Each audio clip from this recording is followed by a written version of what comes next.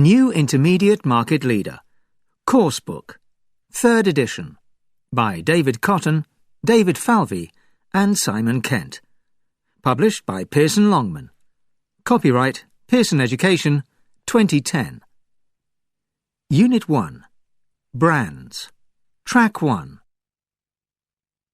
Do you buy brands? Yes, I do. I am basically pro-brands. If you buy a branded product, it's a guarantee that the quality is fairly good and that the product is reliable.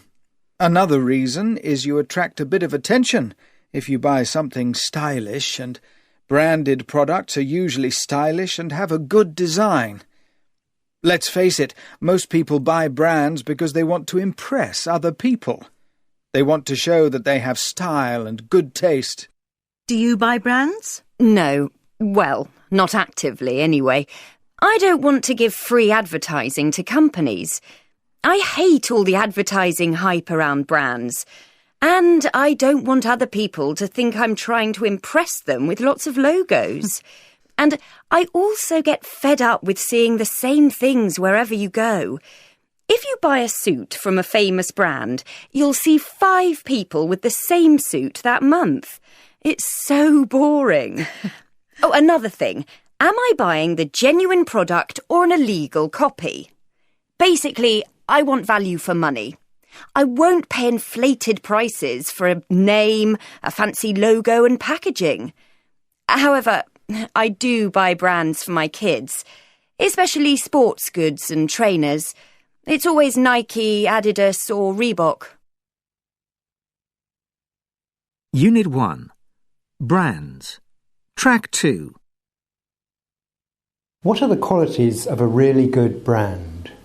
Strong brands, really, brands that you would say have a real traction in the marketplace, will have a number of important qualities. Obviously, the first is they will have high levels of awareness. So people will know about them and recognise them when they see them. And that might be the physical product or it might be the visual identity, the design manifestation. But obviously recognition is not enough. What needs to happen also is that people, the target customer or consumer needs to know a lot about that brand. So a strong brand will also immediately communicate a set of appealing and persuasive ideas and perceptions that enable the end user, the target audience, to know whether or not this is a brand for them, or whether it's a brand that they perhaps are not attracted to. Unit 1. Brands. Track 3.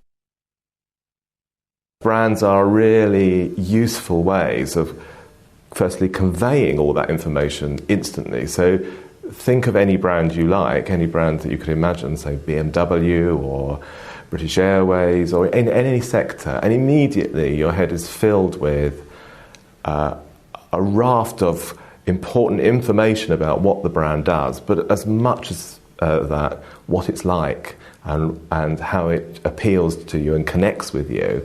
And so its function, therefore, is to enable you to choose one thing from another, often in markets where there is very little actual difference between the product. So a BMW, I'm sure BMW would probably be horrified for me to say this, but a BMW is a car like an Audi is a car, like a Mercedes is a car, and they've all got 4 wheels and an engine and air conditioning and all that type of thing. But the way people feel about them, because of the information and awareness and perception that they have, enables them to decide whether or not one is better for them or right for them or says the right things about them than another. Unit 1. Brands. Track 4. Can you give us an example of a brand you have helped? One that I can think of is Nokia. Nokia is, a well-known brand. It is by far the biggest mobile phone manufacturer. I think it has about a third of the market, so it's way bigger than anybody else. It's also been in the market, it was kind of invented the market in a way. So for many people, particularly people of my generation, Nokia equals mobile phones. We've helped them in a couple of important ways. Firstly, in a market that's changed and a brand that's expanded hugely in terms of what it offers, we help them with the question of what is it that Nokia is about and how does it relate to its customers, its broad range of customers, in ways in which its competitors don't. So to give it that element of choice, so why I should choose a Nokia over a Motorola, in addition to what it looks like and what it does, so what the brand is about. So that on what you might call technically the master brand. And we've also helped them with developing certain parts of their offer in order to react to the market and also to keep the brand fresh.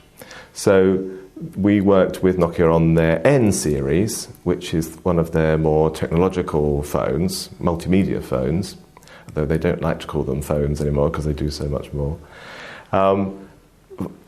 in order to satisfy the needs that emerging customer group has, primarily younger consumers who want to be able to do all sorts of things with their phones or devices.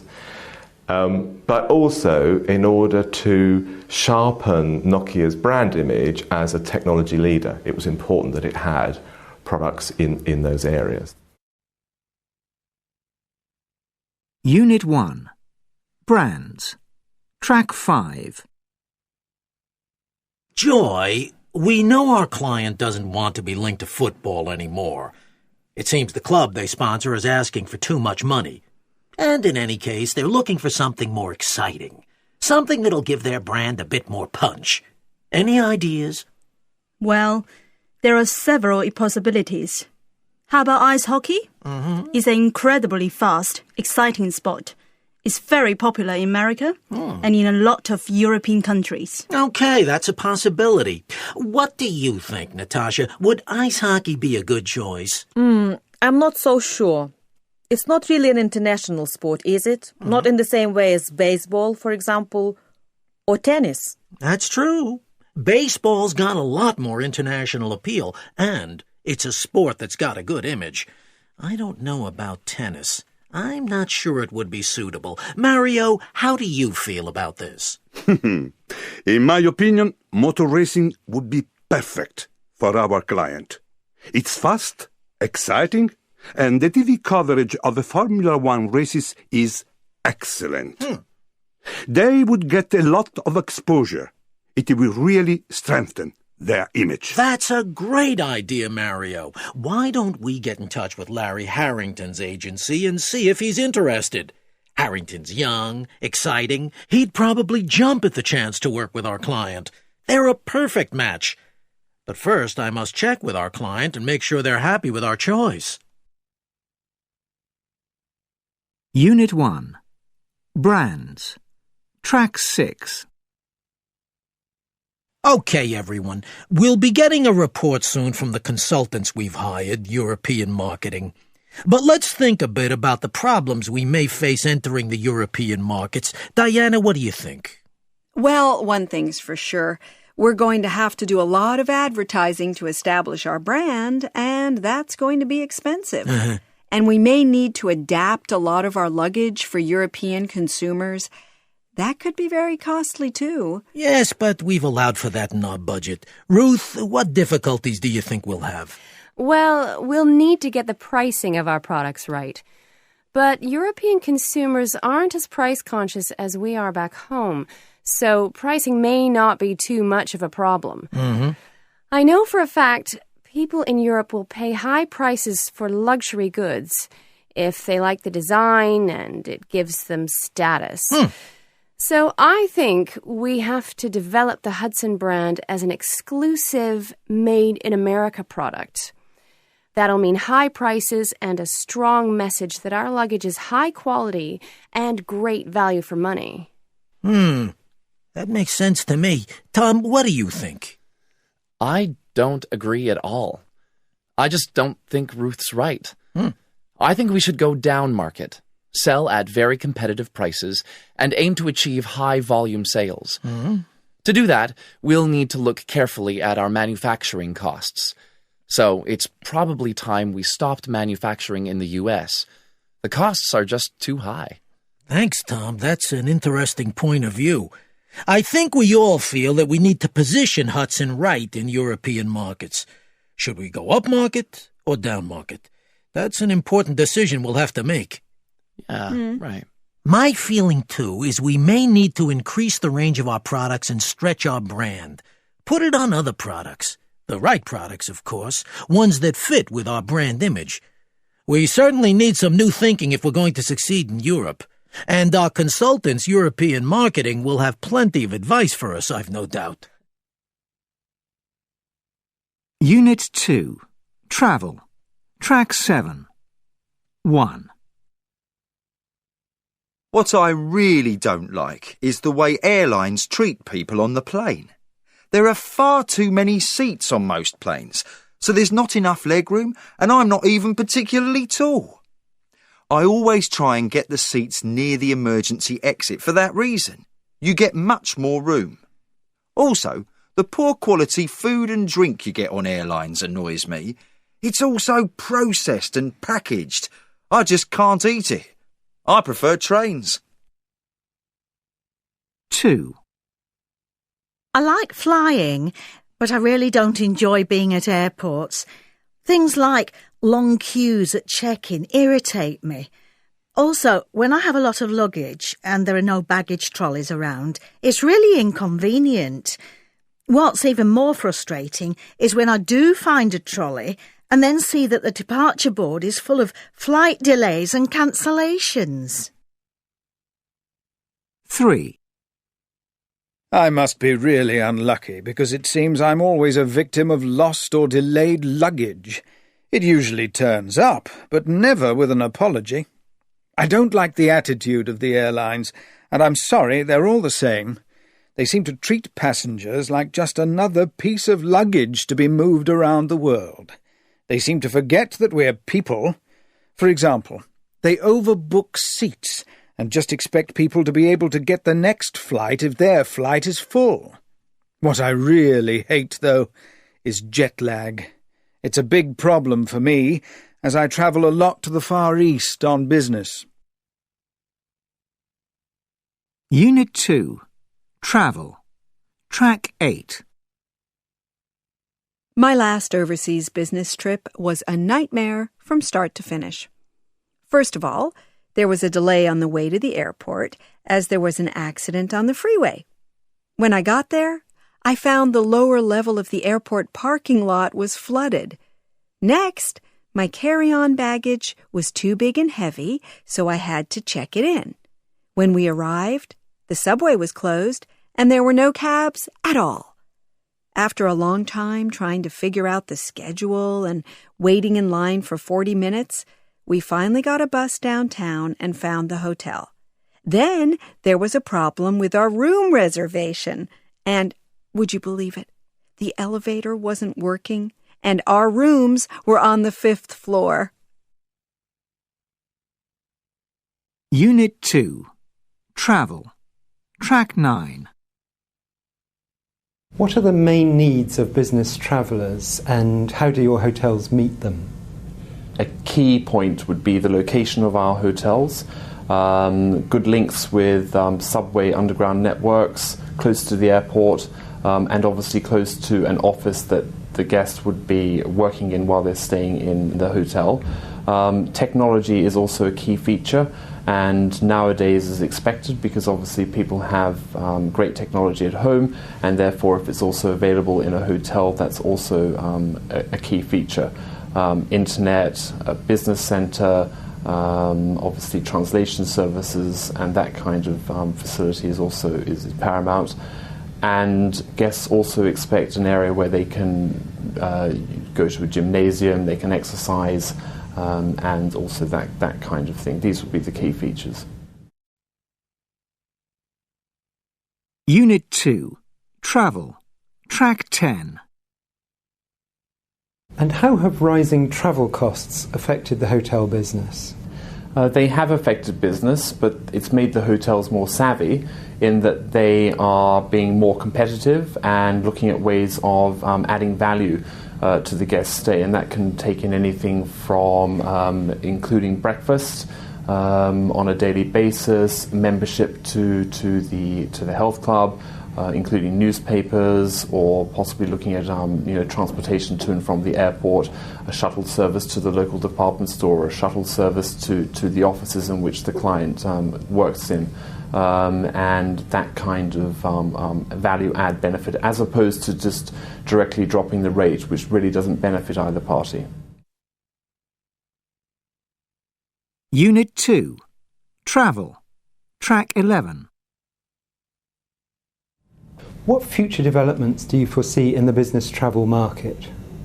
Future developments in the business travel market, I think technology is still a hot topic, as is the obviously environmental policies, because that really is obviously it's still a buzzword, so to speak. We went through healthy eating, we've gone through gymnasiums in hotels and the likes, and now really there's such a huge focus on the likes of the environment, so whether it be water conservation, low energy lighting in bedrooms, and the likes thereof, that kind of thing.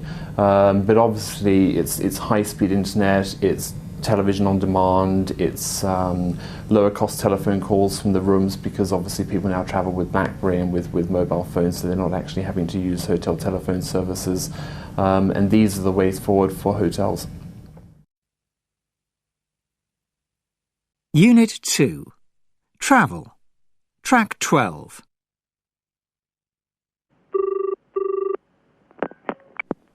Good morning, the Fashion House. How can I help you? This is Jennifer North here. Could you put me through to extension 4891, please? Certainly. Putting you through now. Hello, Cristina Verdi speaking.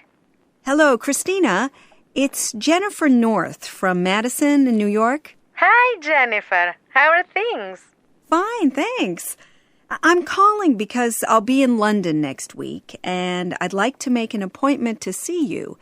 I want to tell you about our new collection. Great. What day would suit you? I'm fairly free next week, I think. How about Wednesday in the afternoon? Could you make it then? Let me look now. Let me check the diary. Yes, that would be no problem at all. What about 2 o'clock? Is that okay? Perfect. Thanks very much. It'll be great to see you again. We'll have plenty to talk about. That's for sure. See you next week then. Right. Bye. Bye then. Unit 2. Travel. Track 13.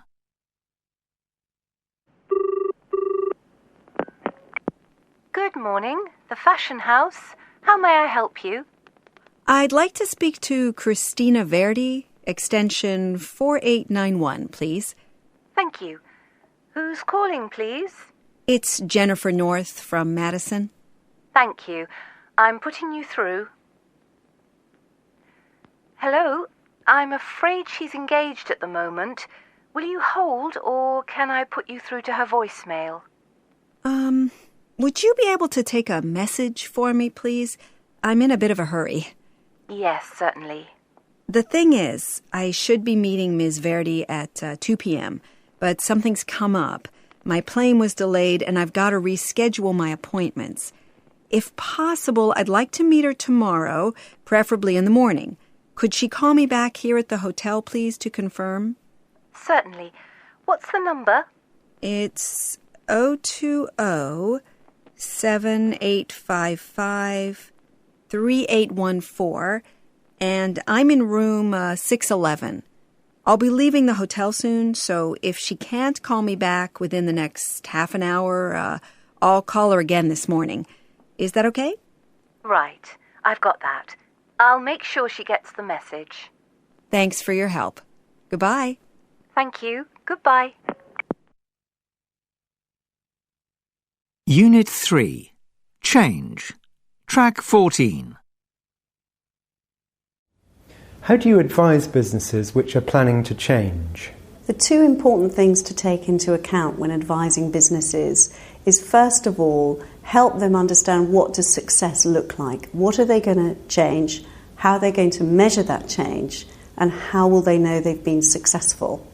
And I think the second key point is to make sure people are fully engaged in the change, that they feel this is something they are doing for themselves and not something which is being done to them. Unit 3. Change. Track 15.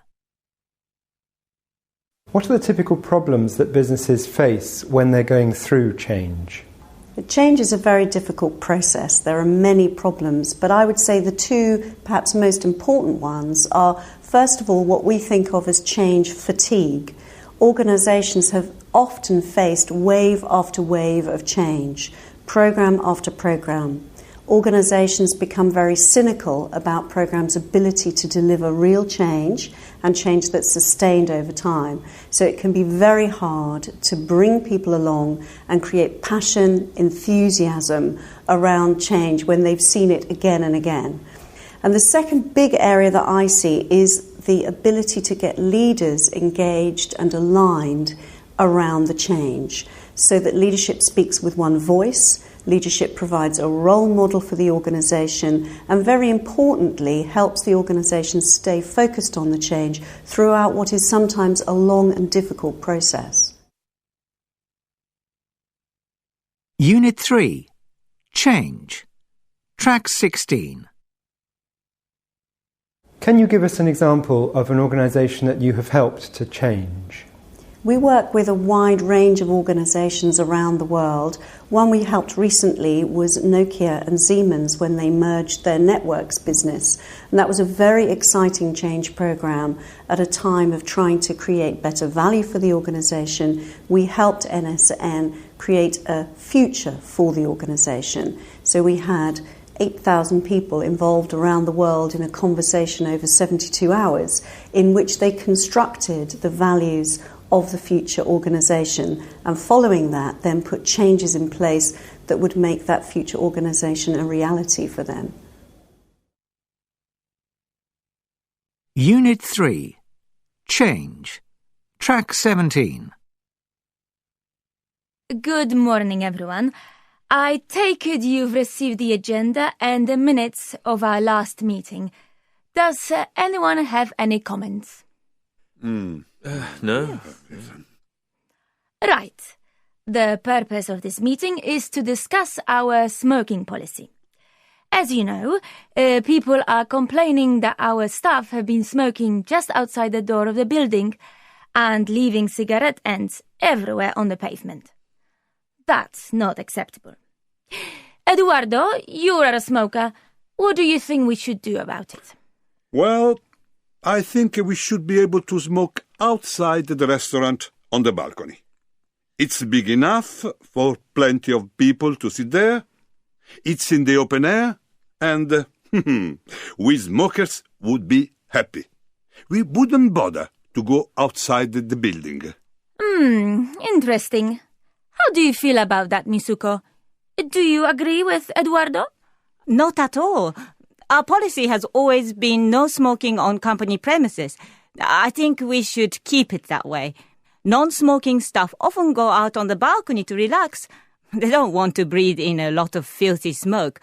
No, it's not at all... Come on, Mitsuko. I'm not a smoker, but I do think you should be a little more open-minded, more tolerant. I'm sorry, William.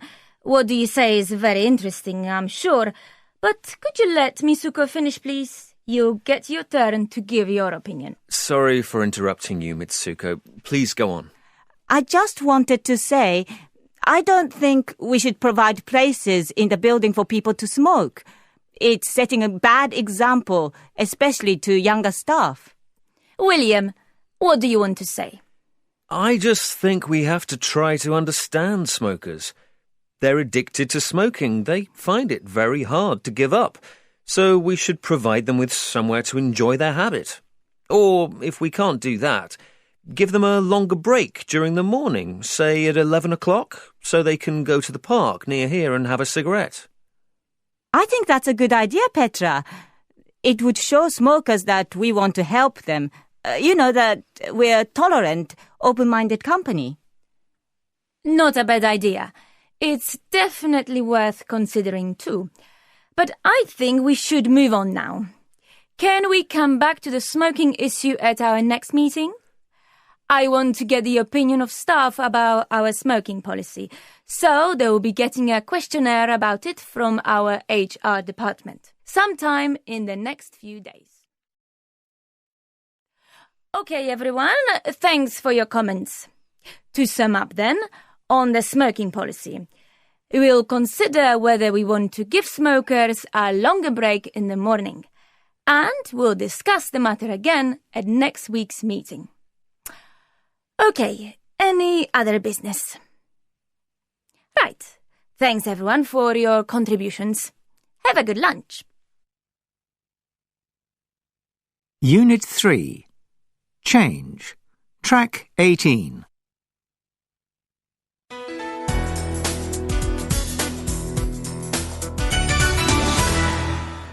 First of all, Mr. Hennison, what was your main reason for the acquisition? Well, it'll benefit our group in many ways. Obviously, we expect the deal to boost our earnings. It's bound to be good for our bottom line. Not immediately, but the year after next, we're hoping... Hold on. It sounds to me from what you're saying it would be bad for your bottom line, wouldn't it? Look, like all acquisitions, the reorganisation will involve additional costs. So these will affect earnings in the early stages. All mergers are costly at the beginning. I suppose there'll be savings as well. What exactly do you mean? Well, savings in terms of personnel, staff cuts, redundancies. I'd rather not comment on that if you don't mind. We're in the early stages at present. Nothing's been decided yet. So what are the synergies? What are the main benefits apart from boosting earnings in the long run? Well, we plan to expand the TV channels, offer more variety and sell more entertainment products. Also, we'll import a lot of Australian films for Asian audiences. I want to make our new group a strong force in Asia. I see. Are you worried about the cultural differences between the two organisations? Not really. There'll be some initial problems, no doubt, but our managers have an understanding of Chinese culture, and don't forget, I'm a fluent Mandarin speaker. But of course, the working language in the group will continue to be English. Right, thanks very much, Mr. Hennison. I hope your company will be very successful in the future. Thank you. Working across cultures. 1. Socializing. Track 19. Hi, I'm Antonio Silva. Nice to meet you. Oh, nice to meet you too. I'm James Whitfield. Call me James. Where are you from, James? I'm from Atlanta, Georgia. How about you? I've come a long way. I'm from Belo Horizonte in Brazil. I'm sales manager for an office equipment group, Teco. Maybe you know us? Yeah, I've certainly heard of your company. I work for New Era in New York. I'm a systems analyst. Right. How is business going for you? Is it a bit tough, like for most people? No, not so far. Actually, our sales were up last quarter. But it's early days, I suppose. To be honest, we're all worried about the future. No doubt about that. How about your company? Things are not too good at all. We've had quite a few redundancies lately. All departments have been told to cut costs this year. It's not going to be easy, but we've got to do it. Doesn't sound too good. No, but these are difficult times for everyone. How was your journey here? I suppose you came by air, did you? Yeah, it was quite a long flight. A bit turbulent at times, but the food and service were okay, so I'm not complaining. How about your journey? Pretty exhausting. But I stopped over at Los Angeles and did some business there. So I did get a rest before coming here. Are you staying at this hotel? Actually, I'm not. I'm lucky. I'm staying with my daughter. She lives downtown, not far from here, and she insisted I stayed with her. It's fine by me. She's a fantastic cook. Whoa, you're lucky. I'm staying in a pretty cheap hotel a few blocks away to cut costs. And I'm not at all happy. How's that? Well, the room's very small, and the hotel doesn't have many facilities. It would be nice if there was a pool or gym so I could have a workout. I couldn't use their business center yesterday. Apparently, there was no one to run it. It was really annoying. Maybe you should change your hotel. I don't think I'll bother. The main thing is the conference. If the speakers are good, I can't put up with a bit of inconvenience at the hotel. Yeah, you're right. We all want to enjoy the conference and listen to some good speakers.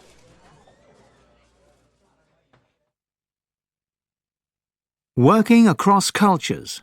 1. Socializing. Track 20. Hi, Klaus. Please join us. There's plenty of room. Thanks. We'd love to. I don't think we have met. Let me do the introductions. I'm James Whitfield. I'm from Atlanta, Georgia, and I'm a systems analyst for New Era. This is Antonio Silva from Brazil. He's a sales manager with an office equipment firm. How do you do? Pleased to meet you. I'm Klaus Liebermann. I'm a colleague of James's. I'm the managing director of New Era's Frankfurt subsidiary. And this is Ludmila Poigina from St. Petersburg. She's a director of an engineering company. How do you do? And this is Nancy Chen from Beijing. She's a senior official in the Chinese Department of Environment. How do you do? So, have any of you had time to visit the city yet? I suppose you want to explore it a bit. Well, I'd love to. I've never been to Seattle, and I've heard a lot of good things about it, but I just don't have the time. I'm only here for 2 days, and I want to go to as many talks as possible. That's not much time, but you should try to see a few of the sites here, like the famous Space Needle. It's a real landmark.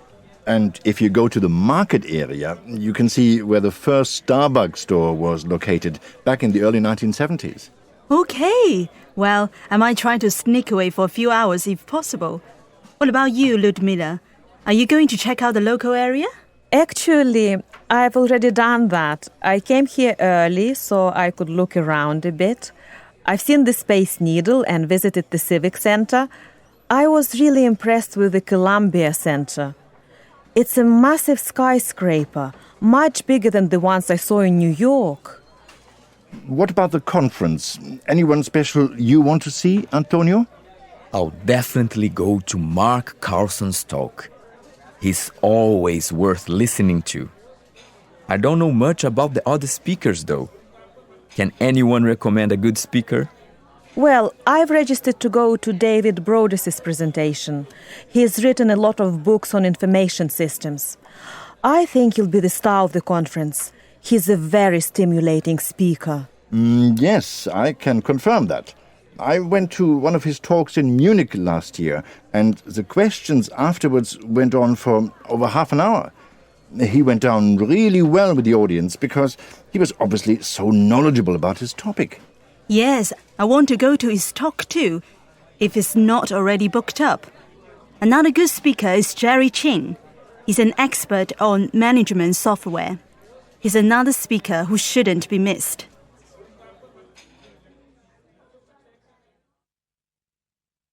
Unit 4. Organization. Track 21. 1. Stock levels have been low for 2 weeks now. 2. Why do we always have to check with the parent company before making decisions? 3. Yes, that's fine. If you could just hold on a minute. I'll need to transfer you to a supervisor. 4. We need to deliver this consignment on Friday. 5. The production line is operating at full capacity. 6. The Board of Directors has fixed the annual general meeting for Tuesday the 2nd. 7. Can you email head office as soon as possible and find out about the designs for the new window displays? 8. I'm afraid all our engineers are out working on repairs at the moment. Unit 4. Organisation. Track 22. 1. Well, in some ways it's quite a conservative company, so some of the systems are a bit old-fashioned. There's still a lot of paperwork, so I suppose you could say it's very bureaucratic. I seem to spend a lot of time looking in files, both on the computer and in our paper archives. 2. Our department seems to be busy all the time. We're always getting inquiries from journalists and dealing with the broadcast media. I guess it's because we have such a high-profile boss. Although the company itself is quite hierarchical, our department is actually very democratic. Everyone is an equal member of the team. 3. It's a big department, and we deal with a lot of employees. It's everything from recruitment and running training courses through to dealing with retirement.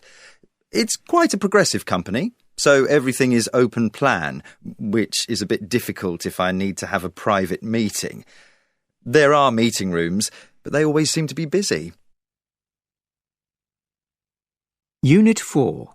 Organisation. Track 23. 1. Bureaucratic.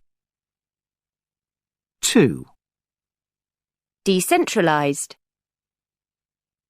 3. Impersonal. 4. Caring. 5. Democratic. 6. Market-driven. 7. Centralized. 8. Dynamic. 9. Professional. 10. Conservative. 11. Hierarchical. 12. Progressive. Unit 4. Organisation. Track 24. How do you analyse a company's organisation? Well, we take a fairly broad view of organisation. We start with the formal structure of lines and boxes, who reports to who, what their official responsibilities are. But it's very important to go beyond that and think first about their decision rights. What does a position actually have the authority to decide? Who do they need to consult? Who do they need to keep informed? Who do they need to have approvals? Third area is information flows. If you want to understand how a company works, you need to know who knows what. So we look at communications, information, the sort of data that is provided and who gets it. And then the final area is the rewards, the performance management. Not just who gets bonuses and what they're based on, but how do you get promoted and how do people get rewarded in all the other ways that provide incentives in an organization. We put all those four things together, the formal organization, the decision rights, the information flows, and the incentives, and we call that the organizational DNA. So we put a lot of emphasis on understanding that. Unit 4. Organisation. Track 25. If you want to start an analysis, we have a survey tool It's on a website, orgdna.com, where you can answer just a small number of questions about your organization. And then we compare that to answers from about 40,000 other executives, and we can recognize patterns. And that helps us to say that your organization is like these other organizations. And so we can get some learning from comparable organization. And we call that the OrgDNA profiler. It gives you a superficial view, and it's a good place to start the conversation. But then we have to go much deeper. And we usually organize both workshops with the executives and probes into particular aspects that seem to be particularly interesting. So, for example, we might take a single major controversial decision and look at how that was actually made. And really, you often find that the reality is quite different from the theory. Unit 4. Organisation. Track 26. Can you give us an example of how you've helped a company with its organisation? I recently did a major piece of work for a very large global American company that was organised by function. So manufacturing had responsibility for all the plants around the world. Marketing ran all the brands in every country. That was a very efficient organisation, but it wasn't very good at responding to the local markets. And so they decided that they wanted to move to a geographically based organisation. So we had to figure out, first of all, what were the right geographies? Was every country a separate geography, or were we going to put some together? What are you going to do for Europe as a whole, as well as what are you going to do for Germany and for Spain? We did a lot of look at how the business operated, where products were made, where they were shipped to, how competitors were organised. And we also had to spend a lot of time thinking about whether we needed regional organisations or whether every single business unit would report back to the headquarters in the US. Unit 4. Organisation. Track 27. Hello, Alex. Great to see you again. Hi, Maria. How are you? Fine, thanks. I haven't seen you for ages. We last met at that trade show in Geneva, didn't we? How is everything going with you? Yes, we did. Great. Pretty well at the moment, thanks. I'm still in the same department, but I got promoted last year, so I'm now head of marketing. I'm in charge of 50 people. Oh, fantastic. How about you? Are you still in sales? Actually, no. I changed my job last year. I'm in finance now. I'm really enjoying it. That's good. Yes, but the big news is, Alex, I finally passed my driving test. Hey! It took me 3 attempts, but I finally did it, and now I am going to get a sports car. Really? That's great. Well, congratulations.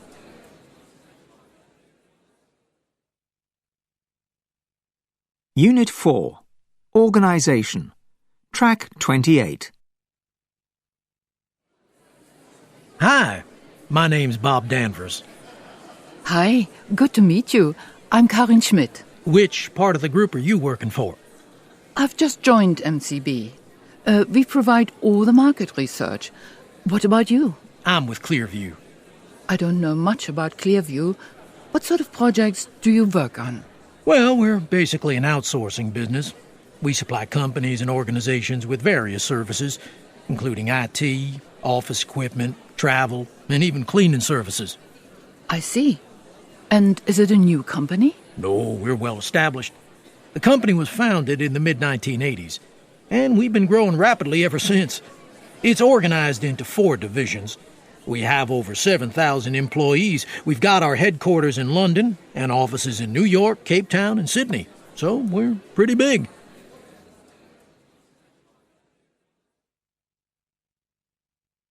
Unit 4. Organisation. Track 29. Christoph, I'd like you to meet Natalie. She's joining us from the Italian subsidiary. She'll be with us for the next 12 months. Nice to meet you, Christoph. It's a pleasure. Natalie speaks fluent Spanish, so she could be very useful when you're dealing with our South American customers. She's also very keen on sailing, so you two should have plenty to talk about. Oh, that's interesting. I'm sure you're much better than me. I'm a beginner, really, but I do love it. Let me show you where you'll be working. It's over here. By the way, would you like a coffee?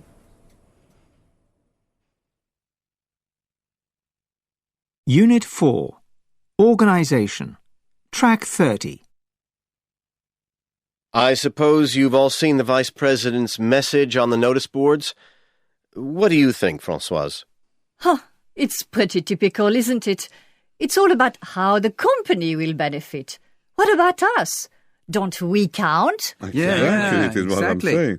I mean, why should we leave this beautiful building on one of the most famous avenues in the world?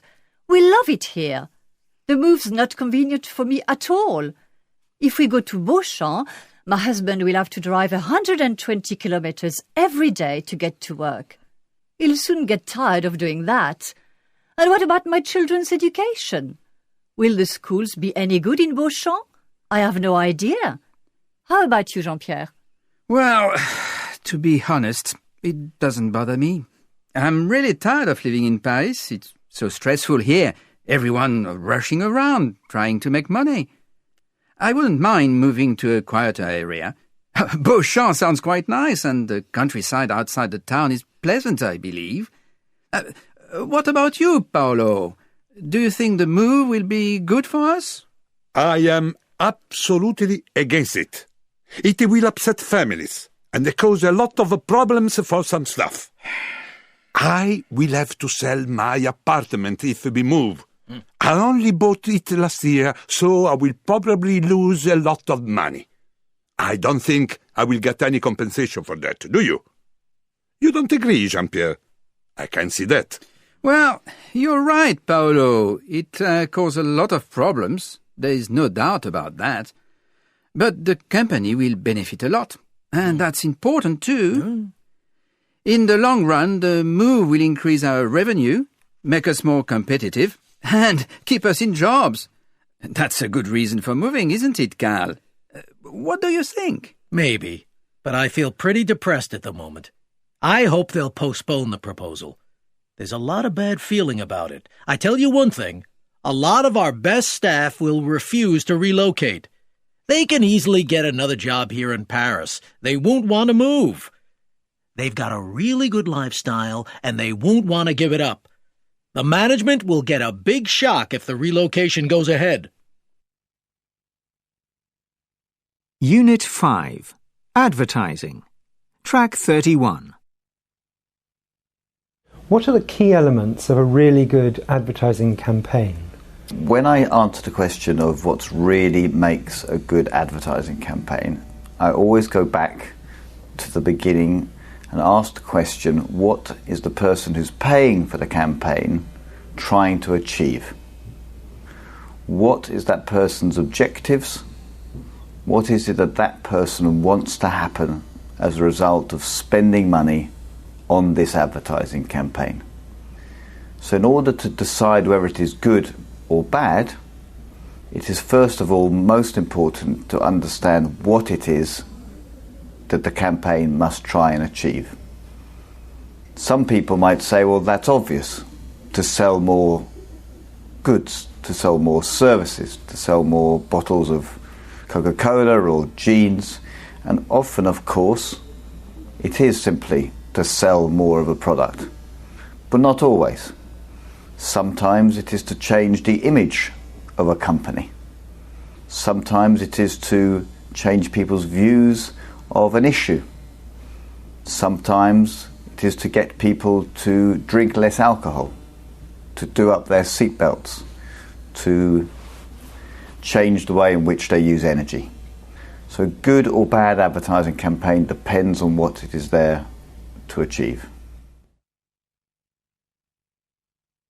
Unit 5. Advertising. Track 32. Can you take us through the typical planning and launch stages of a campaign? So when we look at the different stages of a campaign, we tend to start always with the briefing. The first stage is to identify the brief from the client and to agree the brief with the client. It is at this stage that we tend to agree the objectives I referred to earlier. What will make the client happy after this campaign has been aired. The second stage is then to take that brief and articulate it for the people in our organisations who have to make recommendations and have ideas about the campaign itself. At this stage we brief creative people to come up with ideas and media people to have ideas about which channels those ideas will be seen in. The third stage will be the presentation of those ideas to the client. There is then some debate. That debate process can go on for quite a long time until there's agreement. At that point of agreement we get into the execution phase. The execution phase is where we then produce the creative material and buy the space and places in the channels of distribution for that material. Unit 5. Advertising. Track 33.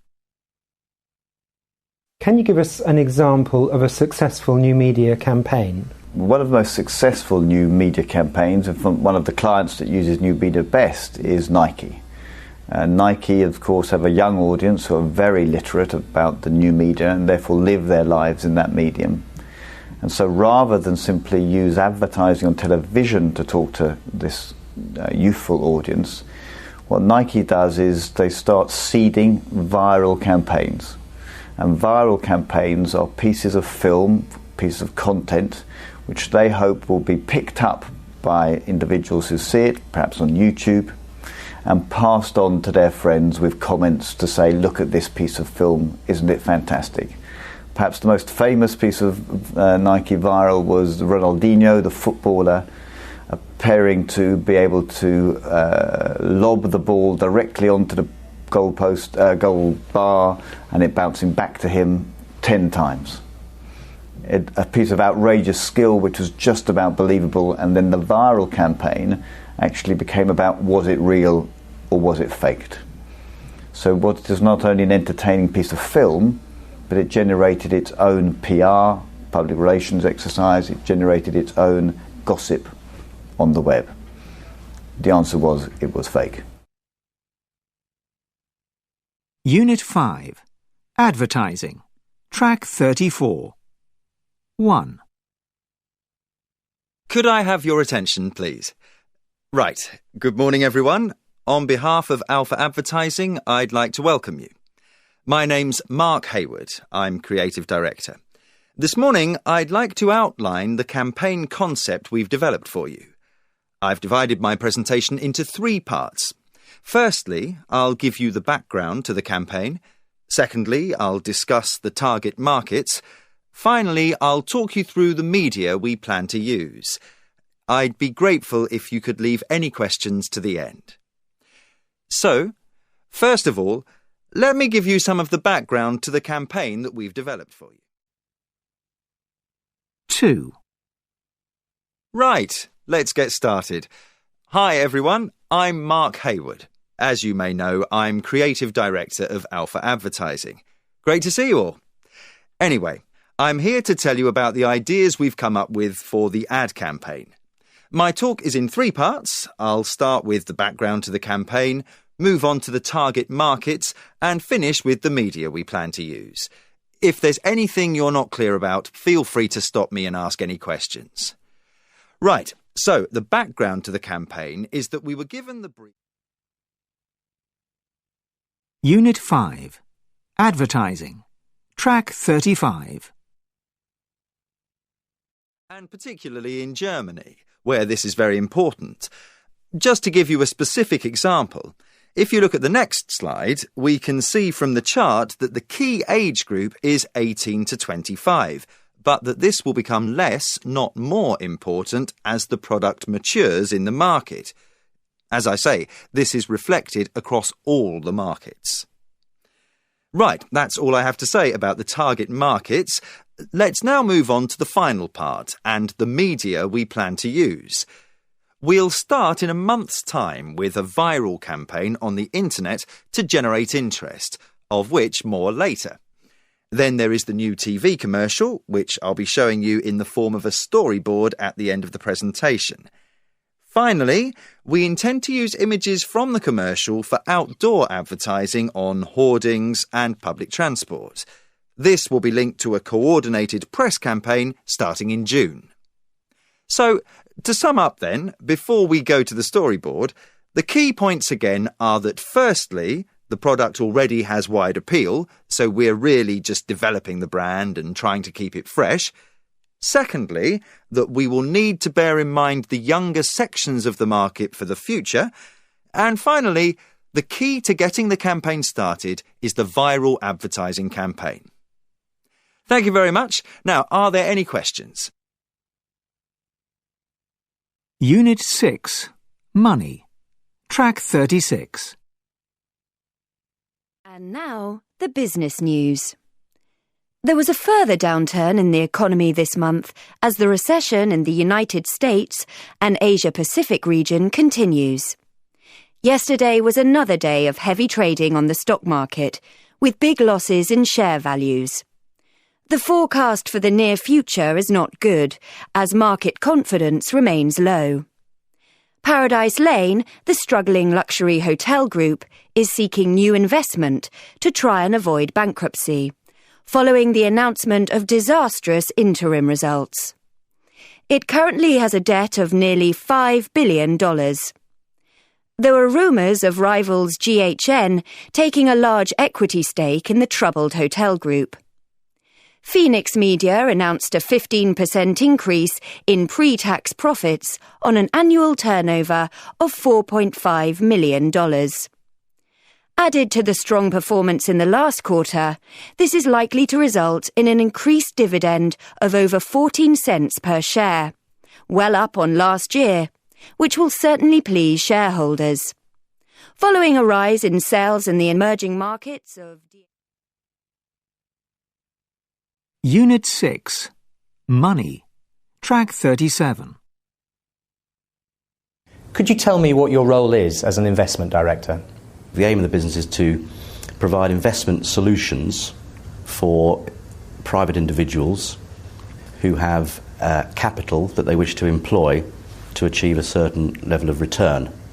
My role as the investment director is to both design the strategy for the client with the intention of meeting that aim, that return, and also then manage that strategy on an ongoing basis. Unit 6. Money. Track 38. What are the main areas that you invest in? We invest in a number of different areas to try and, as I said earlier, to keep the overall spread of investment right. And they really start from the lowest risk asset, which is cash, and then we introduce other asset classes that have different risk and return profiles. So as one is prepared to take on a bit more risk, then obviously one's going to potentially get some more return. So moving up the scale of risk, we go from cash to fixed interest securities, where in effect the client will be lending their money to either a government or a company in return for a fixed rate of return, with a view that capital will increase over a period of time. We then look at index-linked, i.e. linked to the rate of inflation securities. Equities will be the next level of risk, an equity being a stock or a share, where you're buying a part of a company, and obviously as the companies perform better, so the price of that share should increase. We then look at slightly more esoteric or different areas of investment to give some return that's not linked to equity returns, to share returns. For instance, commercial property is an area where one can achieve fairly good income return, but you're investing long-term into bricks and mortar, something that you can see, something that's slightly more safe. We also look at commodities, so looking at precious metals, either gold or platinum. We look at agriculture, which has become an interesting area of development over the last 20 years. And then we have the final asset class we call our alternative investments, and they can be either hedge funds, which invest in lots of different areas, or something that's called absolute return funds, where the manager will invest money across a whole wide range of areas with a view to giving small incremental elements of return over a reasonable period. And as I said earlier, we try and combine those asset classes to get the best level of risk and return. Unit 6. Money. Track 39. In difficult economic times, what would you suggest are attractive areas for investment?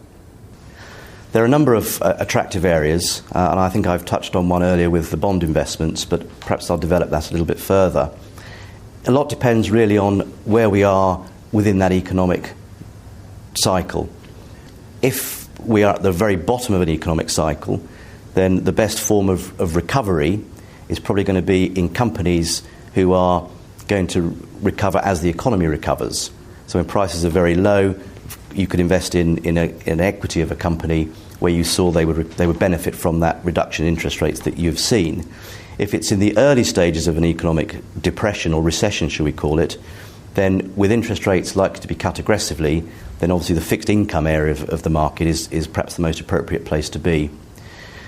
Another area which I think has traditionally been a very safe haven has been gold. And I think over the last 15 years or so, gold has been through a number of different cycles, and in particular, I think as a recovery play, it will always be perceived as a store of value. At the same time, as the emerging markets keep continuing to grow, there's a lot of interest and appetite for people to invest in gold in terms of their jewellery, as well as wishing to own that asset. So I think gold, fixed income securities, and early cycle equities would be my answer. Unit 6. Money. Track 40. Business in brief. It was a bad day for the London market. Following disappointing results from FedEx in the US and fears of a credit crunch, the FTSE 100 fell 105 points, or 1.8%, to 5,756.9, while the FTSE 250 fell 189.1 points, or 1.9%, to 9,534.8. Only 8 blue-chip stocks managed to make gains. The best was Smith & Nephew. Shares in the medical devices group rose 2.9% to 595.5 after UBS upgraded the stock to a buy recommendation. S&N was also supported by rumours of a bid approach from a Japanese company. On the other hand, British Airways, down 5.2% to 225.75, fell even further after Morgan Stanley cut its target to 149. This was because of worries about increasing fuel prices. Tate & Lyle, the sugar and sweeteners group, lost 5.2% to 402.25 after Citigroup lowered its forecasts because of rising corn prices. Following recent floods in the US, the cost of corn has risen 25%. Unit 6. Money. Track 41. So, to summarize, our product is a storage device with a modular design. It's very flexible, very versatile. It can be divided up, added to, and shaped to fit any space in a house or apartment. You can put bottles, flowers, magazines, fruit, nuts, lots of other things in it. It's lightweight, durable, and very stylish, and made out of a special recyclable material. We're looking for an investment of $200,000 from you in return for a stake of 25% in our business. The name of our product is Multistore. Unit 6. Money. Track 42. Okay, another question I'd like to ask you. Have you taken out a patent for the device? Yes, we have. The product is fully protected against copying. Excellent. And what's your profit margin on each 10-module unit? It's approximately 80%. Quite good. And how about your forecasts for the next 3 years, turnover and profit? In year one, we forecast a turnover of $150,000 and a profit of approximately $120,000. Year two, turnover of $600,000 and a profit of $480,000. And in year three, a turnover of $3 million and a profit of $2.4 million.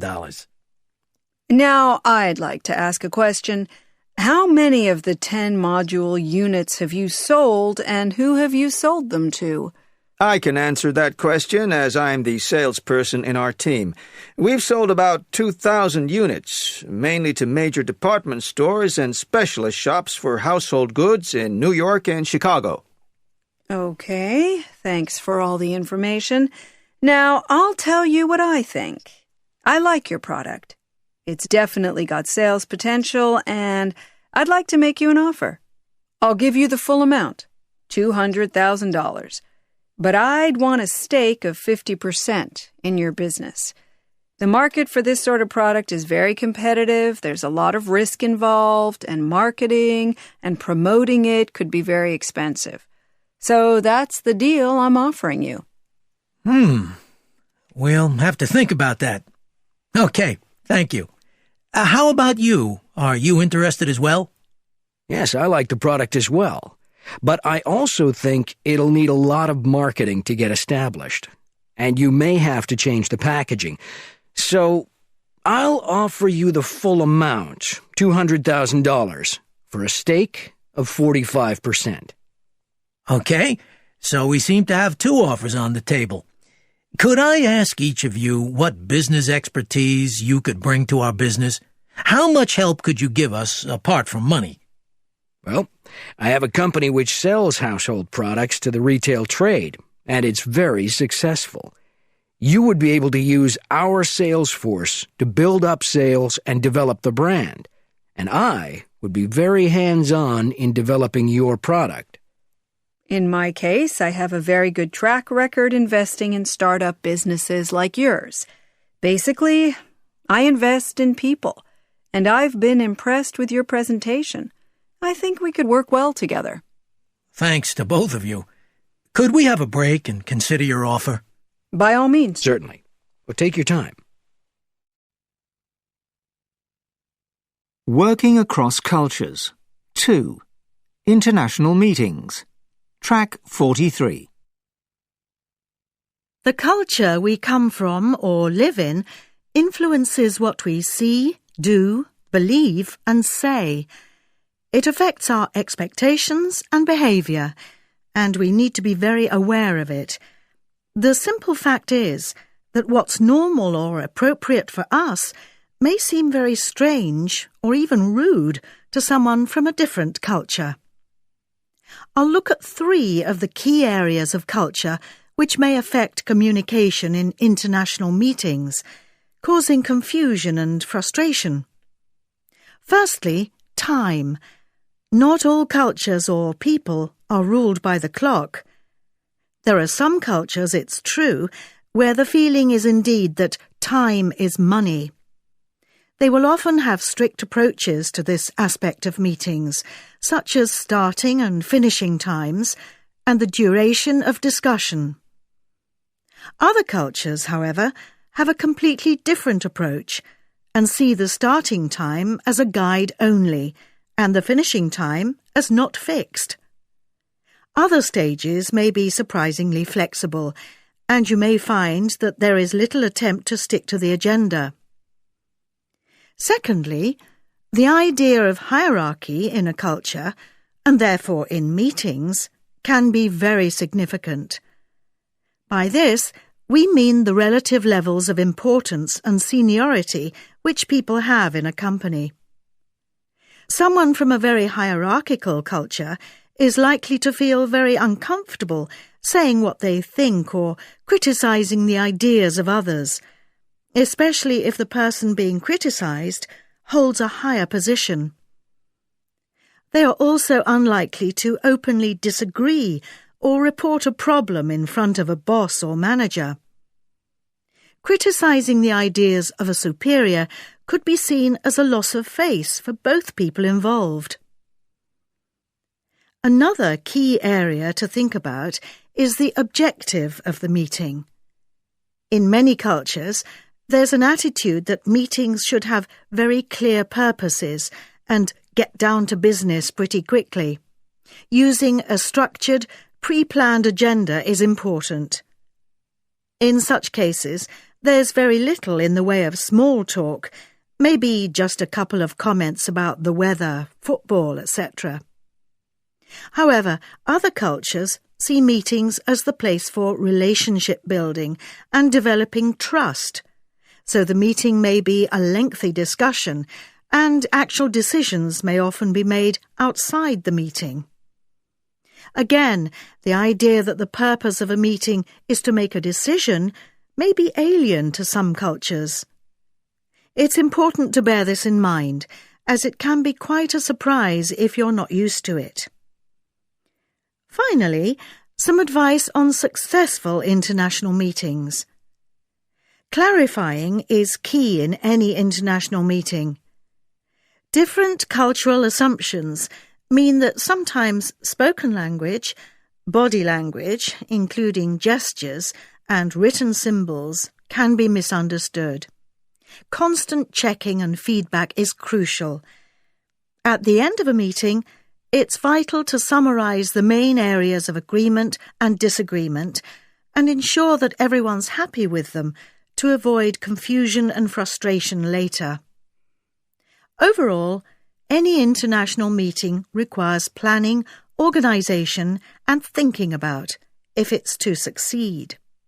We must consider how cultural differences may affect mutual understanding, and we should try to predict any areas open to misunderstanding before they happen. Unit 7. Cultures. Track 44. Can you give us some examples of culture shock that people have experienced? There are many, many examples of culture shock, and many of those really come about because people haven't prepared themselves well enough.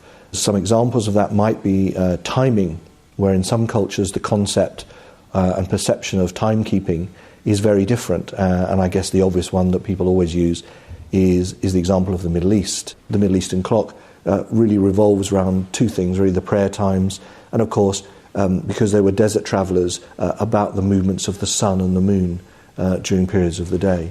Other examples is where, again around time, where perhaps from a Latin culture's perspective, it's about building relationships before you actually get down to business. Now, very often Western and particularly American business people find that very frustrating. For Americans, time is money, and so they'll be very keen to actually, the salesman will be very keen to get out his sales literature and start exalting the virtues of the product he's trying to sell you. They'll try to get on with the agenda as quickly as possible. Whereas, particularly in Latin cultures and also in people like Chinese cultures, relationship building is very important. They'll want to entertain you for sure, and very often invite you back to their home. And all this before they actually want to sit down and do business with you, because in the Latin culture they are making judgments about you as an individual as to whether you're the kind of person that they want to do business with. Unit 7. Cultures. Track 45. Are some people better suited for international business than others? Absolutely. What companies still tend to do is select people for international business and business assignments purely based on their skill set. So if you're the best civil engineer or you're the greatest IT consultant in the business, it is often thought that this fully equips you to be the best person to conduct that business internationally. Clearly those skills are very important, but they have to be underpinned by, I think, a number of personal traits that make you a more effective international business person. Some of those traits, adaptability. You have got to be prepared to adapt the way that you do business, or adapt your expectations or your needs to meet the needs of the culture of the people that you're doing business with. So adaptability, flexibility is obviously very important. You've got to be prepared to actually change the parameters with which you are intending to do business. Unit 7. Cultures.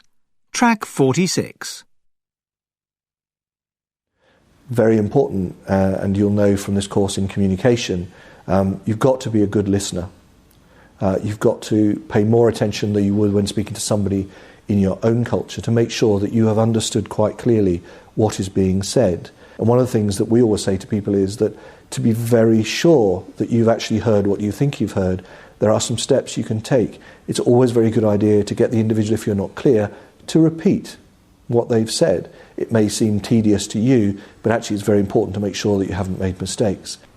I think also one of the key features of the successful international business person is to be non-judgmental. For instance, if you're coming from an Asian culture to try and do business with a Western culture, for certain the way that the people do things will be fundamentally different. The hierarchy, the structure, the decision-making process, the seniority and the influence of the people you're doing business with will be fundamentally different. You may not agree, you may not approve of the way that business is done in another culture, but the way that people do business in that culture is as a result of many, many years of development. And so you have to be accepting that it may be not to your liking and it may be different, but it is not wrong. Unit 7.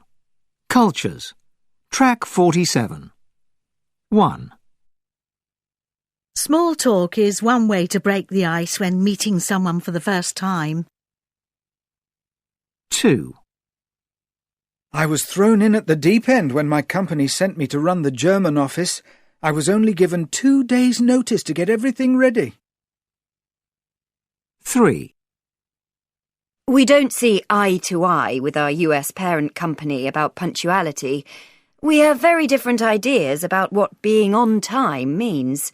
It's a question of culture. 4. I got into hot water with my boss for wearing casual clothes to the meeting with the potential Japanese customers. 5.